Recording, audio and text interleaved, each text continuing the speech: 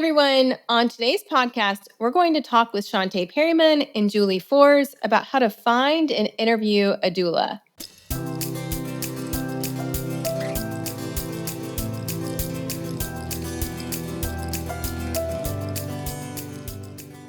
Today, I am so excited to welcome Chanté Perryman and Julie Fors to the EBB podcast. Chanté Perryman has been supporting, educating, and advocating for birthing families for more than a decade as a certified doula, childbirth educator, and community birth organizer. She is currently in her final year as a student midwife at Mercy in Action College of Midwifery, and Chanté believes in informed birth choices along with respectful care and evidence-based education. Chanté volunteers with the Kentucky Birth Coalition, advocating for legislative advancements for midwives, birthing families, and freestanding birth centers. Her newest endeavor is sharing awareness about period poverty and helping to supply menstrual products to local middle and high schools.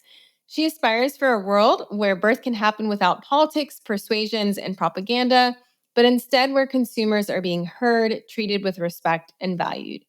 Julie Fors is also joining us on the podcast.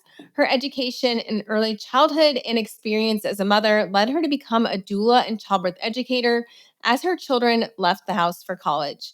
Julie became an EBB instructor in 2018 and joined Chanté on the EBB programs team in 2024. Julie and her husband live near their two grown children in the Bay Area of California. In her free time, she loves to crochet, read, and swim, although not all at the same time. Chanté and Julie, welcome to the Evidence-Based Birth Podcast. Thank you. Hi. So Chanté, we've had you on the podcast before multiple times now. So you're a very experienced guest on the EBB podcast. And Julie, this is your first appearance on the podcast. Tell us a little bit about your story so our listeners can get to know you. How did you get into doula work? Yeah, actually, I got to that point in life after having been a stay-at-home mom for several years where people started asking, so what are you going to do with your life now that your children are graduating from high school and moving on? And I have a degree in early childhood. I worked with children. I've worked with young families for many years. But I was kind of thinking, yeah, what am I going to do now? I had done many, many different jobs over the course of being that stay-at-home mom. And I met a person who was pregnant and she mentioned, you should meet my doula. And I was like, wait, what is a doula? I had heard the word, but didn't really know what it was. And so I met with her doula and she told me a little bit about what her job was. And I thought, this sounds amazing because I love the idea of setting a foundation for young families as they're starting out, whether it's in their relationships with each other or whether it's in their parenting. So becoming a doula felt like I was going back and even starting earlier with that foundation of creating a good birth experience and a positive birth experience. And it seemed like a really good fit as well because my children were graduating from high school and leaving the house. So I had a lot more free time in terms of being able to be on call. It was a much easier job. So that's what really kind of inspired me to become a doula. And then shortly after becoming a doula, I found evidence-based birth and became a member. And I believe it was 2016, which was shortly after you started. So, and fell in love with EBB, from the very beginning. And then when you opened up the instructor program, I was like, absolutely, I'm going to get on board with that. And I became an instructor in 2018. So that's a little bit of how I decided to become a doula. That's amazing. And, we appreciate having both of you on the team. You both add so much to Team EBB. And so I am so excited to have you two very experienced doulas and valued members of Team EBB here to give some insider tips and info about finding a doula and making sure that that doula is the right fit for you. So I was wondering if we could just start off first by kind of a little quick baseline knowledge about how do doulas support someone during pregnancy, birth, and postpartum. Yeah, I can take that one to start with. I think doulas support in three main ways: physical support, educational support, and emotional support. That's kind of the basics in that we're actually doing hands-on massage, counter pressure, helping with position changes. As far as emotional support, we're really there to encourage, reminding the birthing person that they can do this, the support person that they are the rock that their birthing person needs. And educational, we're kind of there to maybe explain some things that they might hear in the birth room that they might not understand, or just kind of clarify some of the terms that they hear. One thing that we talk a lot about at EBB is advocacy. Do you want to give a little quick spiel about how that falls into the doula role or not? Absolutely. At one point in time, there was this thing where doulas don't advocate. When I became a doula, I wanted to switch the narrative on that because doulas do advocate. Many times there are families who may have like a language barrier or are just soft spoken, introverted, may not know to speak up for themselves. And I don't want to say that doulas come in and like make decisions for the client or for the families, but they're there to be a communication between the provider and the family. And so doulas advocate, like Julie said, by giving educational support.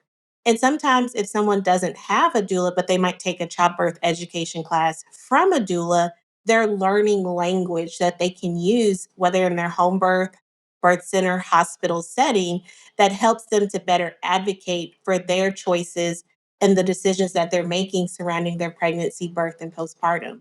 And I think it's important for families who are looking for a doula that if they want advocacy support, that should be part of the interviewing process, which we'll talk about in a little bit, because every doula has their own kind of individual philosophy about how they use their voice in the birth room. And some are, more comfortable with just maybe very subtle advocacy techniques like education. And others are more willing to step into that role of speaking up. For example, if you are a solo parent or a single parent and you don't have anybody with you and you're in the middle of a contraction and that sort of thing. So I think we'll come back to that. So we'll put a pin on that. But I would love for both of you to give us some tips. So for people who are listening, when someone is looking for a doula, where do they even start their search? It seems so overwhelming. Well, Google is everybody's best friend right now, but that's an easy starting place. Just putting in your location, just random, like Philadelphia doulas. You like just put in where you live and put the word doula behind it, or even the surrounding areas. Another great tip is to actually just ask some friends and family who you know have used doulas previously, and just say, "Hey, I know you had a doula for your birth. Who did you use? Would you recommend that person again, or do you have other suggestions?" My third would be just wherever you're birthing at, whether that's with midwives or an OB, and just ask if they have a list, or just some local recommendations for a doula. Another way that you can find a doula is by checking out the EBB instructor directory. Many of the instructors are also doulas, and we also offer the EBB childbirth class. And that's another great way to find instructors who are teaching in your area. And also, I want to point out that if you go to our signature article, The Evidence on Doulas at evidencebasebirth.com/doulas, and you scroll down to the bottom, we have a list of all the doula directories that we could find when we were putting that article together. So there are general directories for finding a doula, and there are doula of color directories as well. And so we have a list of both of those types. And, you know, they different directories have their pros and cons, and not every doula is going to be listed on every directory. So I really like your advice, Shantae, about looking for like personal recommendations from family and friends and providers. Next question for you is to kind of share a little bit of baseline knowledge for our listeners about like what does a doula do, so we can kind of have that foundation before we move on to finding and interviewing a doula. One of the most important things I think that a doula does is I think a doula slows down the process. A lot of times in the birth room, I feel like things can feel really emergent, especially when staff is coming in and asking questions and talking to you, and it feels like the birthing person and their partner have to make a decision right away. And so I feel like a really important part of being a doula is being kind of this calming presence that kind of slows things down in the birth room so that the birthing person and the support person have the opportunity to ask all their questions, get all the answers they need, and then also have a little bit of time to just kind of sit with it a little bit before they make decisions. So that's a really important part of what I think a doula does. That was something that I learned about doulas very early on in starting evidence-based birth. Some of them were having conversations with me about using that kind of strategy of slowing down the pace in the birth room. It creates a sense of calm and centeredness and groundedness, and it allows people to make decisions out of a place of feeling calm rather than fearful or stressed. Is this a typical thing? Do most families interview doulas, or do they just contact one and hire them? Like, how does it typically work? I would think that most people do interviews, but I can only speak for me because most people interview with me. Unless if you just know, like, off the bat, like, I want this particular doula, like you've had previous history or you know of them, to just be like, I want you to be my doula. But like thinking of like maybe a first time family who doesn't know much about the doulas in the area, I would definitely recommend reaching out and interviewing a few. And that's something that I even share in my interviews with people. Because even though I would love to support everyone, I understand that I'm not the doula for everyone and that some families or some clients might not be like within that niche for me. And so I tell people like I would love to be part of your team, but I also highly recommend that you interview with other doulas in the community. And I come from a place of abundance because you know like that's how we are here at EBB. And I will be like, I will share other doulas information with you if you don't know who to contact. And depending upon like on your birth month, I can kind of already know who's already booked and who's not booked and just be like, well, you should contact these doulas because they still have availability. But yeah, like interviewing, I would say is pretty It's pretty key. standard. Yeah. Yeah. Yeah. Julie, how about in your Yeah, I experience? would agree. Even if you've already kind of decided that this may be the doula that you're going to be going with, there still is that kind of meet and greet so that you can get a feel for their personality and, just what that fit is and, kind of ask those questions, even if it's just the logistical questions of, how often do we meet? How many prenatal visits do we do? What does it look like when you join me in labor and things like that. So I think it's important to meet that person before you hire them. And you mentioned fit and personality. So, what are some ways people can use to figure out if a doula is the right fit for their family, both in terms of personality and approach to birth? So I would say, think about it like if you're at a party or a wedding and you're talking to people that you've been assigned at the table, you start to ask them questions. Things like, I mean, at the wedding, you ask them questions about, like, what do you do for fun or what do you do for work? But you can quickly tell who are the people that you want to hang out with a little bit more and who are the people that you're like, I wouldn't mind if maybe you change seats. So think about that same interviewing when you're talking to a doula. You're asking them questions about what they're doing and what it looks like to have them as your doula, but as they're answering for you, you're getting a little feel for, is this a person that I would like to spend some time with, or is this a person that I really don't need to spend any more time? So I think you can trust a little bit of your vibe that you're getting from them. Yeah. Like your instincts. Like, do we mesh well? And I say that to some to clients also, like, you almost have to think of it like, do you want this person in your personal birthing space, seeing you in your full birthday suit, like all the things. Like this is a really private and personal moment. And so you're inviting someone into that space with you. So how comfortable are you going to be with them there?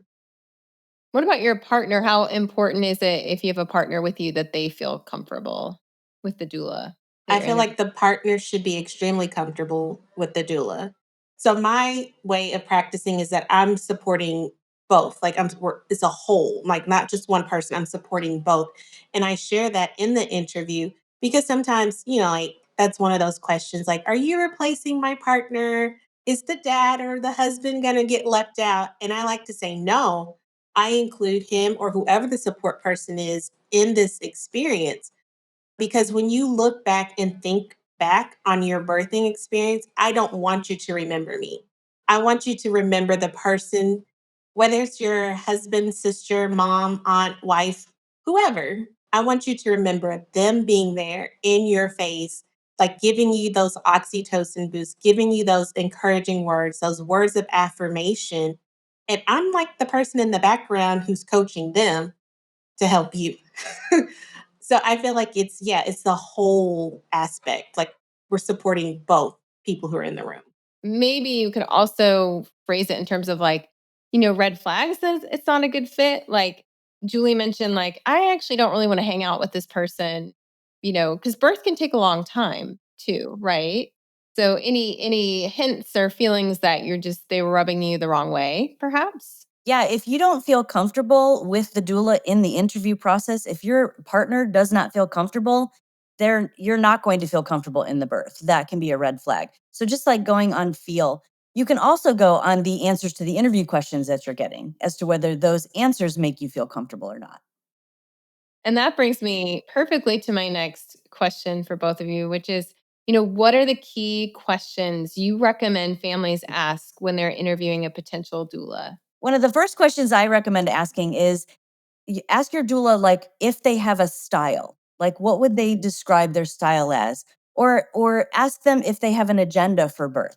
Ask them what they think a perfect birth might look like and see what their answer is.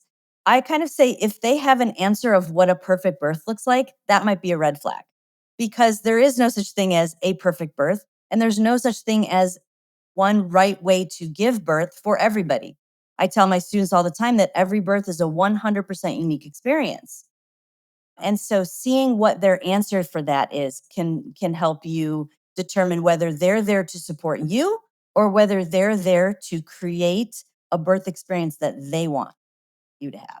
That's interesting because I feel like when you said, what would perfect birth be to you? And I have one in mind actually, but that would be my personal, perfect idea of birth. But also, my perfect idea of birth is for everyone to leave feeling empowered and cared for and receive humane, respectful, dignified care and, feel like they were extremely well taken care of. And that to me, I feel like you could have an answer like that. It That would wouldn't be be the a right red flag, answer. I hope. That would be the right answer. Yes. Yeah. One question that I get often is like your experience. And I want to say this to new doulas, like you have to start at some point. And so I share with new doulas, it's okay to say that, like, I'm starting out. I don't have much experience under my belt, but I would love to be part of your birth so that both of us can share in this experience together. But that's one question you can ask, like, what is your experience? For instance, if someone's having a VBAC, have you supported VBAC families before? Have you supported families with multiples? Have you supported families with, if there's a specific situation that your birth or your pregnancy is dealing with at this moment, have you supported someone with this XYZ situation? And so that question is one that I say to ask doulas. Another question that I really like how you said, Julie, like your philosophy. Like, what's your philosophy on birth? That's a good question. And then a third question that I really love to ask is, okay, so once I have this baby, what does it look like postpartum? Because some doulas do offer postpartum care and then some don't. And some only offer just to like up to 6 months. But that postpartum time is still a very fragile and delicate and personable time.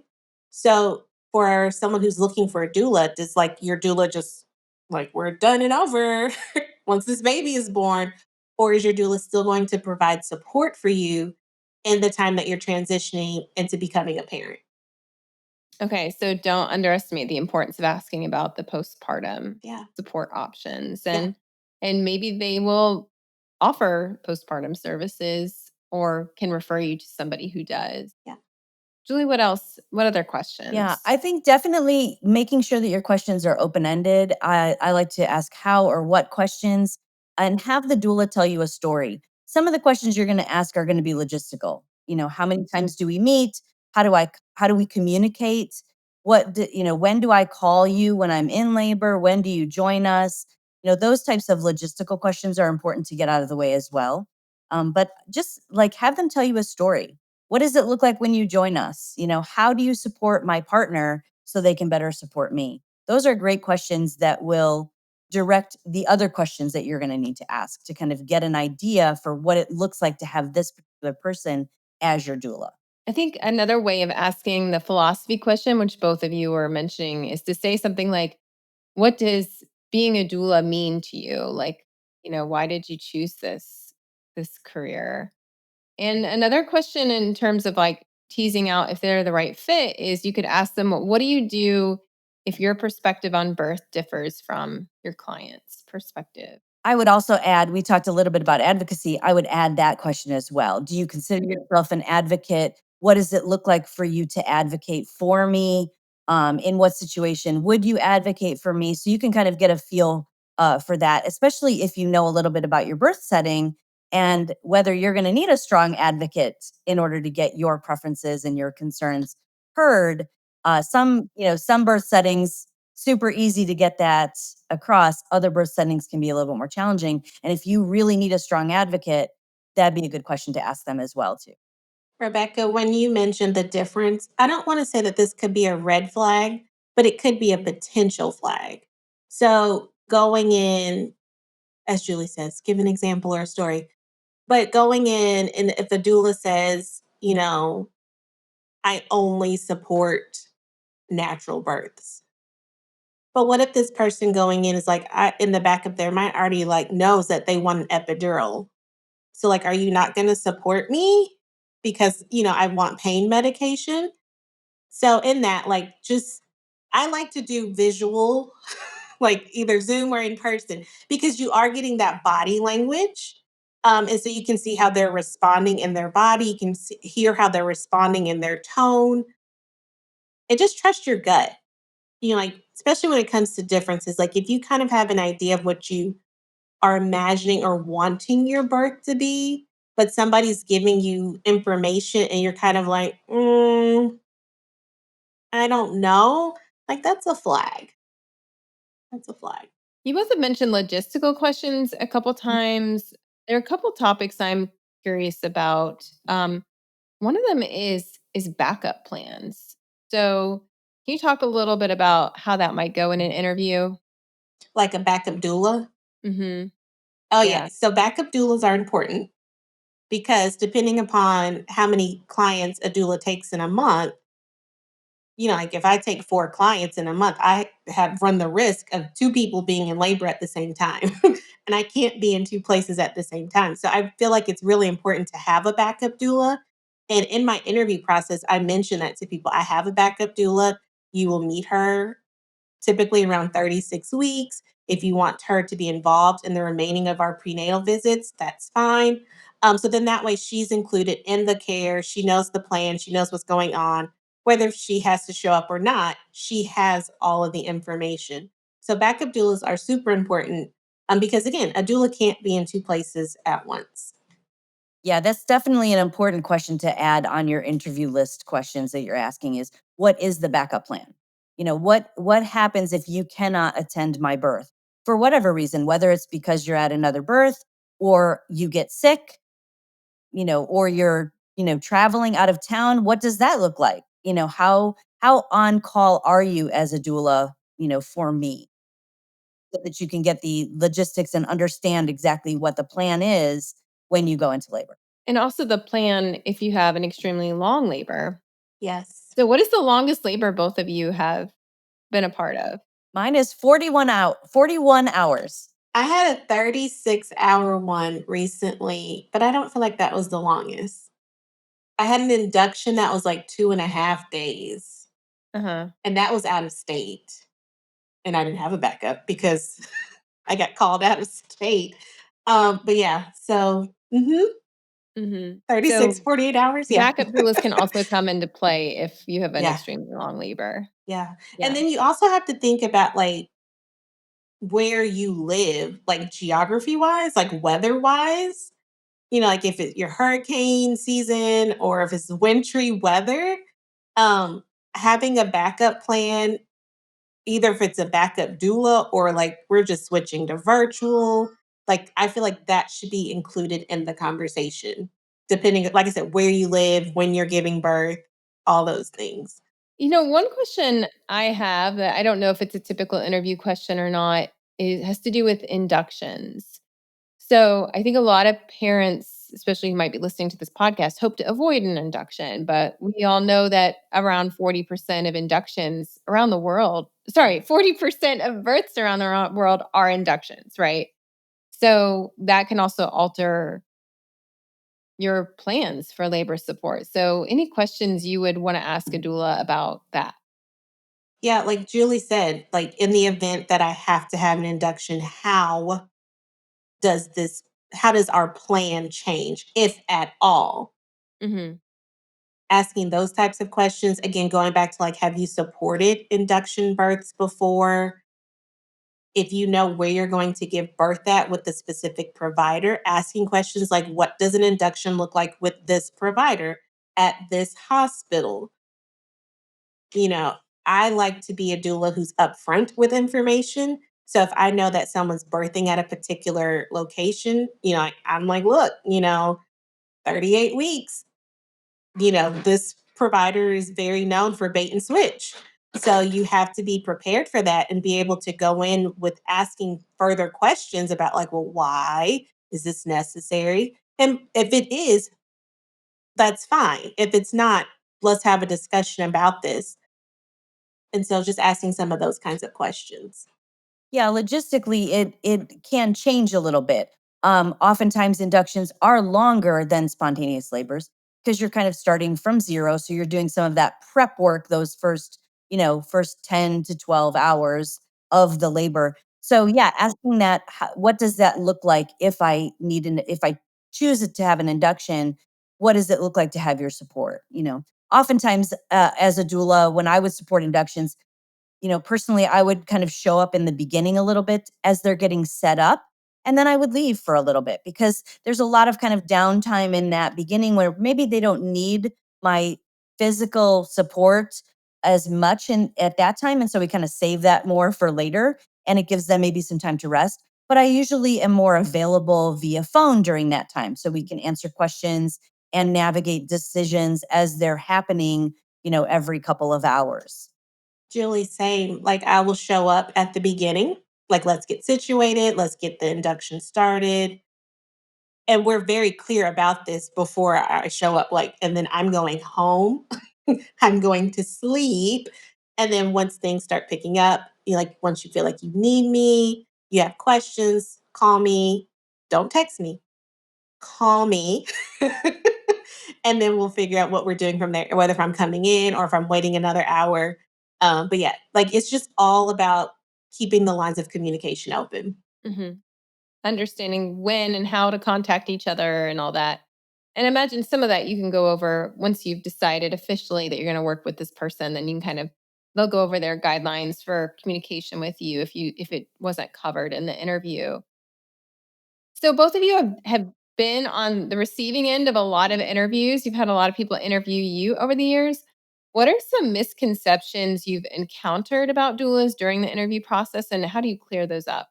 Yeah, like I mentioned before, sometimes people might have this misconception of that we're replacing the partner, and that's not true. We're not there to like make decisions for you, none of that. We're here to support you and to guide you in this process. One of the main misconceptions that I get about doulas is that they only support unmedicated births. And this idea, again, this kind of goes back to that first question of philosophy or what does your perfect birth look like?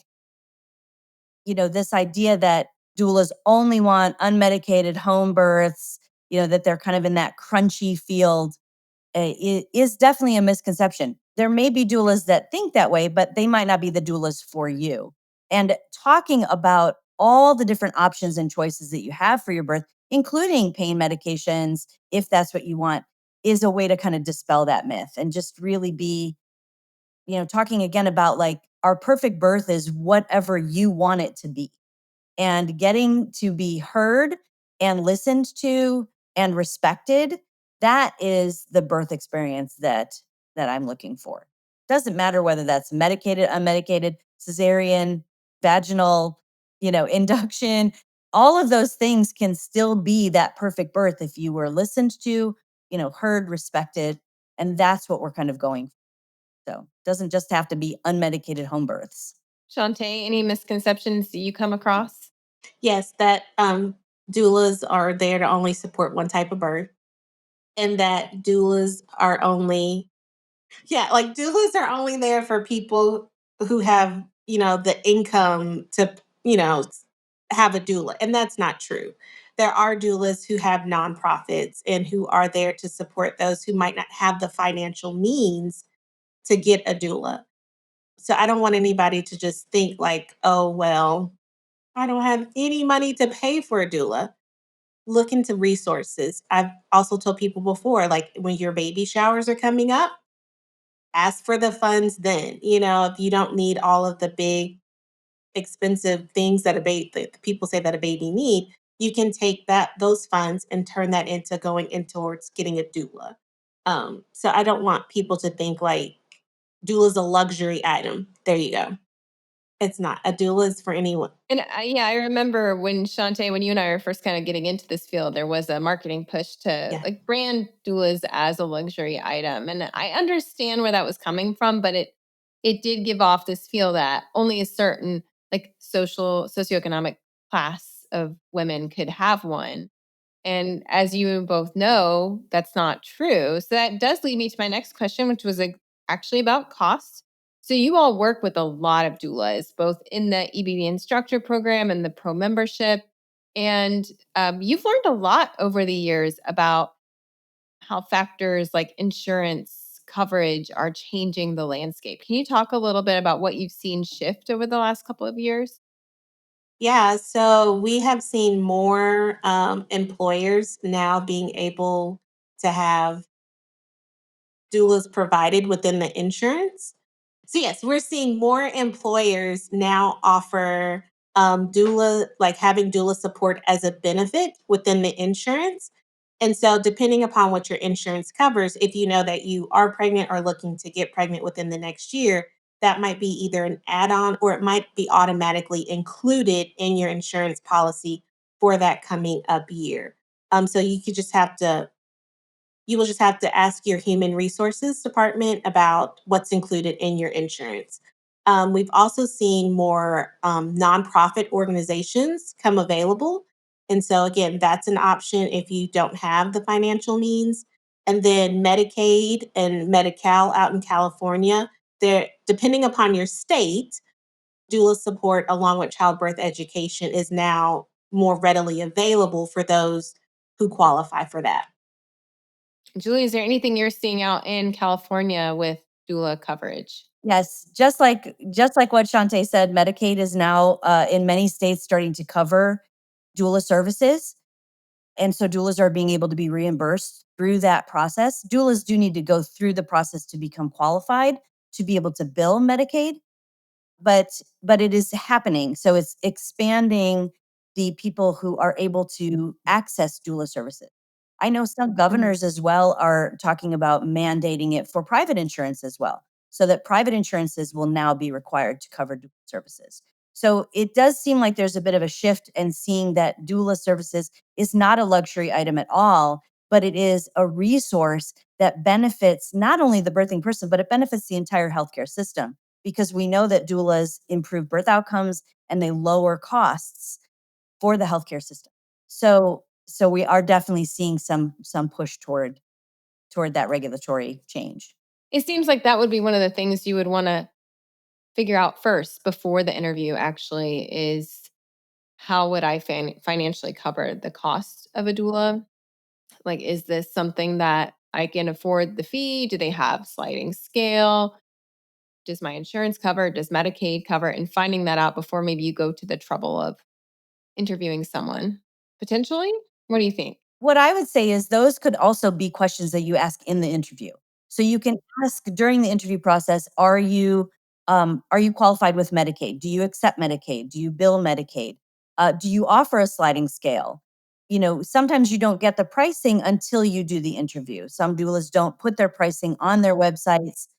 Some do, and you can kind of get some information from that before you go to the interview. But those can be questions that you do ask in the interview. Depending upon the insurance, some have like the flexible spending. Some doulas may take that as well. So that's another question to be included in that financial part of the Or they may be interview. able to give you a letter or receipt that you can use to get reimbursed for it. Same with childbirth education, which brings me to like another quick question. I know both of you provide doula and childbirth education services. Do you find that's common? Like, is that a question families should be asking during the interview? Yes. But I love childbirth education though. So for me, I might be a little biased here, but for me, I feel like childbirth education is so critical and so important because especially if you've never given birth before, you go in kind of like unknowing, like what to expect. Like, you don't know what you don't know. Right. And so that childbirth education helps to fill in some of those gaps and gives you some answers to the questions you didn't know to ask. And so I put my childbirth education and my doula support together. Some may do it separately, and again, others might do it like me, put it together. But I've been seeing where more midwives are requiring that people now have a childbirth education class as part of being under their care because we know midwives are busy and they might not be able, not all midwives might be able to offer childbirth education, but if they know that their clients are taking a class, they have some of that background information, then they have more tools and resources and knowledge going into the birth. Yeah, I don't think it's absolutely critical that you get your childbirth education from your doula, but it's kind of a bonus if you can take the class with them and then have them as your doula. There's continuity of care there, right? Because now they know what you know because they know the class that you took and they know the doula can refer back to things like, hey, remember in that class when we talked about, XYZ, here's how we're using that in the birth and things like that. So I think there can be some really cool continuity of care. And then if that birth doula also offers postpartum services, there's just this seamlessness from basically throughout your pregnancy, through the birth, and then through the postpartum period. Having that birth doula as your postpartum doula, they know what your birth experience was because they were actually physically there, so that that can inform them and how they care for you during those first few weeks.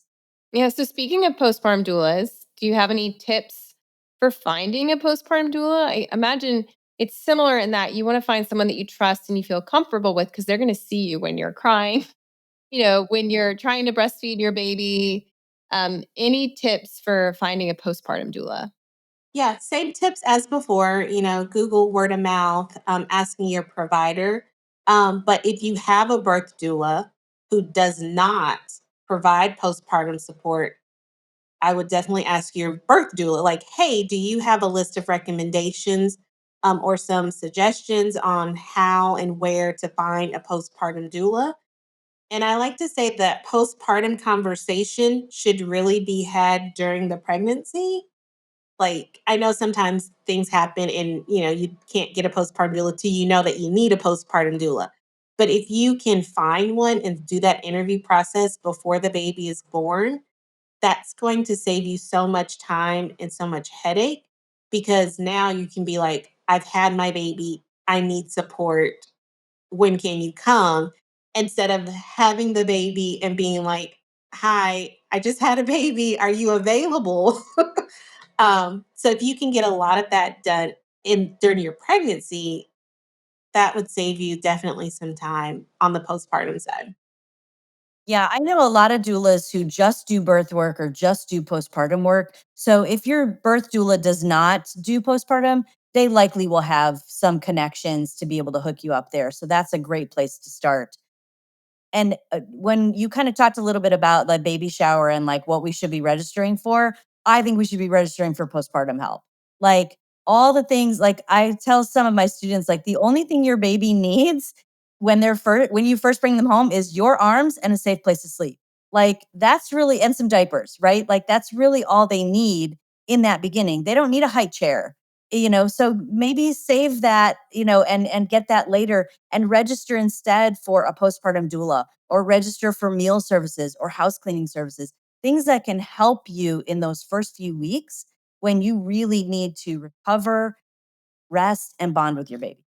That makes perfect sense. And I know at least around here where I live, postpartum doulas can book up, and they tend to book similar to a birth doula by due date and when you expect to have your baby home. And then they budget a certain number of hours per week to come and help you. So it's definitely something if you want, you know, time to find someone who's a good fit and make sure that you want to welcome them into your home, that to start that during pregnancy if you can.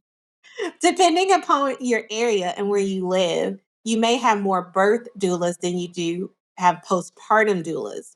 So that's another thing to take into consideration is if I'm due in June, but there's only like two postpartum doulas in my area, I need to be making phone calls earlier instead of in May.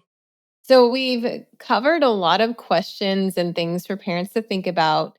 I know some parents, or whether they're the birthing person or the partner, still might feel nervous or unsure about like how do you reach out to that doula to set up that interview. Do you have any advice or tips for anybody who's listening who wants to take that step but is just not ready? Doula support is just like another service. If I have plumbing that I need to get done in my house, I'm Googling or asking someone, do you know a plumber? I need a plumber to come.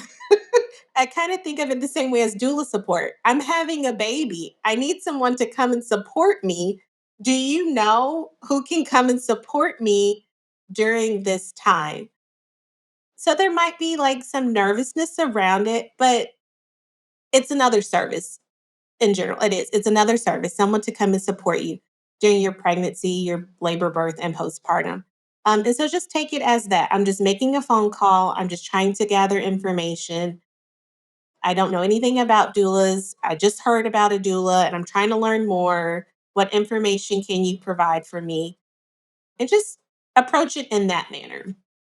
The other thing that I would definitely share with people too is that even if it comes down to you cannot afford or you just do not have the financial means, there's not a nonprofit, there's like nothing in your community that offers you the means to have a doula physically there at your birth. I would still call and reach out to the doulas in your community and explain that. Look, I can't afford a doula. The doula might not offer sliding scale, none of that. But I would still love for you to be able to share some information with me. And maybe the doula charges you like a minimal fee, 50 bucks, $100 for an hour.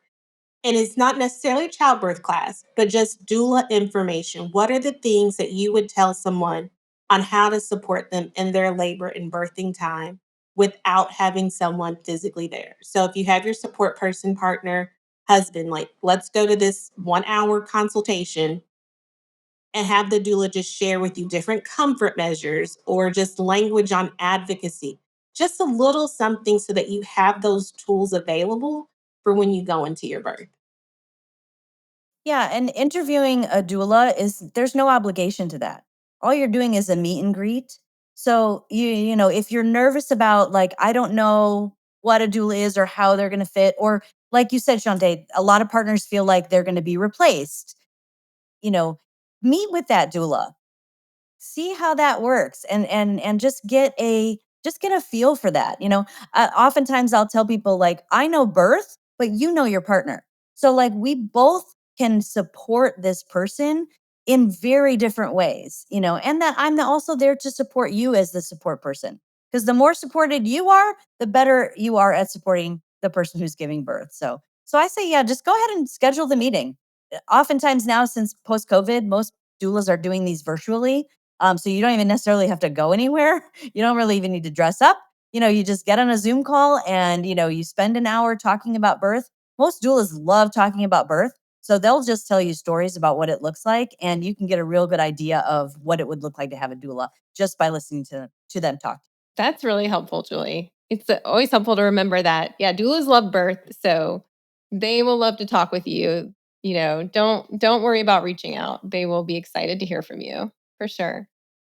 Well, thank you so much, Shantae and Julie, for sharing your tips with our listeners on how to find and interview a doula. We appreciate you both so much.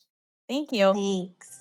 This podcast episode was brought to you by the Evidence Based Birth Childbirth class. This is Rebecca speaking. When I walked into the hospital to have my first baby, I had no idea what I was getting myself into. Since then, I've met countless parents who felt that they too were unprepared for the birth process and navigating the healthcare system. The next time I had a baby, I learned that in order to have the most empowering birth possible, I needed to learn the evidence on childbirth practices. We are now offering the evidence-based birth childbirth class totally online. In your class, you will work with an instructor who will skillfully mentor you and your partner in evidence-based care, comfort measures, and advocacy, so that you can both embrace your birth and parenting experiences with courage and confidence. Get empowered with an interactive online childbirth class you and your partner will love. Visit evidencebased birth.com/childbirth class to find your class now.